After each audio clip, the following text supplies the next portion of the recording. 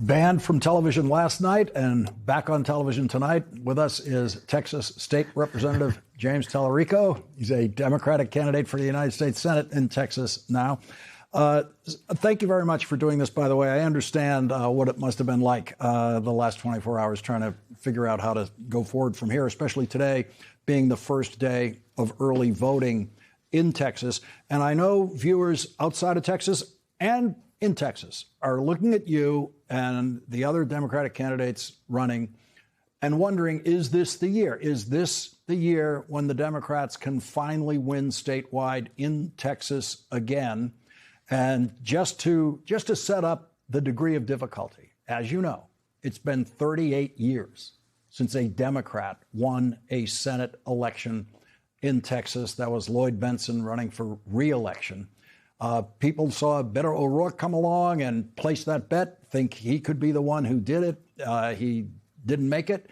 What's different now?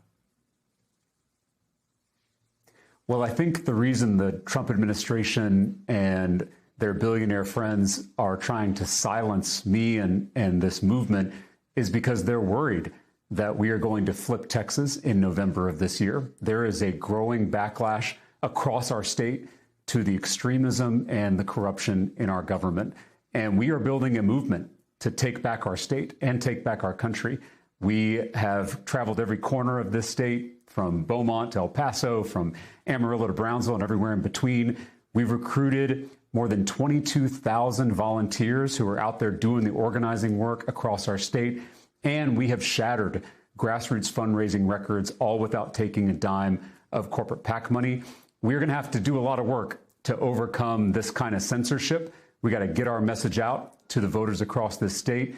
And so if your viewers want to help us, they can go to jamestalarico.com. They can sign up to donate. They can sign up to volunteer. It's going to take all of us to pull off this feat of winning Texas, but it is doable. I'm seeing it on the ground. We just launched our Take Back Texas tour. We're going to go to every part of our state over these last 2 weeks of the primary campaign. And I think we're going to surprise a lot of people in November of this year. Rachel Maddow last night on this network covered a protest in Texas against a possible Trump detention center being opened there. And these were Trump voters who were standing up in their town saying, nope, we don't want that here. And so there has been, on that issue at least, about these detention centers, some apparent separation of support of Trump voters for Trump ideas. Well, and I just got done with a packed rally here in Central Texas. We had 1,000 people show up. I can't tell you how many folks came up to me after the event and whispered, I'm not a Democrat, like it's some kind of secret. And we're seeing that all over the state. It's independents, it's some Republicans, it's some Trump voters who are really fed up with what they're seeing in Washington. But it's also a lot of new voters, a lot of young people, first-time voters who are showing up at our events and saying it's the first political event they've ever attended. So there is something happening in Texas. It's our job to harness that energy, to channel that backlash into a win at the ballot box. We have a moral imperative to win this race in November, because if we don't win, we can't help people. And so our movement here is built to win, and I hope people across Texas and across the country will join us. In a podcast over the weekend, President Obama talked about the value of having younger candidates who can energize younger voters. That tips in your direction, as it does for your opponent in the Democratic primary, Jasmine Crockett. But he also, in the what we just heard him say about you, that point about the most important thing for a candidate is to actually know what you think and really be that person in presenting yourself to the electorate. Did the president get it right when he was talking about you? Is that the way you see yourself? Yeah, my faith is central in my life. My granddad was a Baptist preacher in South Texas, and he told me when I was real little that our job is to follow Jesus's 2 commandments, to love God and to love neighbor. And that second commandment, to love thy neighbor as thyself, that's what motivated me to go into public service. First as a public school teacher on the west side of San Antonio, now as a public official in the state legislature who's running for the U.S. Senate. And as a legislator, I have passed major bills to bring down the cost of housing, the cost of childcare, the cost of prescription drugs, including insulin. I am trying to love my neighbor through public policy. I'm trying to make my neighbor's life a little easier and a little better. That is my why. That's what gets me out of bed every morning, is living out my faith and loving my neighbors through this campaign and hopefully next year in the U.S. Senate.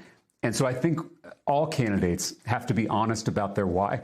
Why do they do this? And if you can be honest about that, if you can be yourself, in my experience, you can connect with just about anybody. And I think you're seeing young candidates in the Democratic Party stepping up to do that all over the country.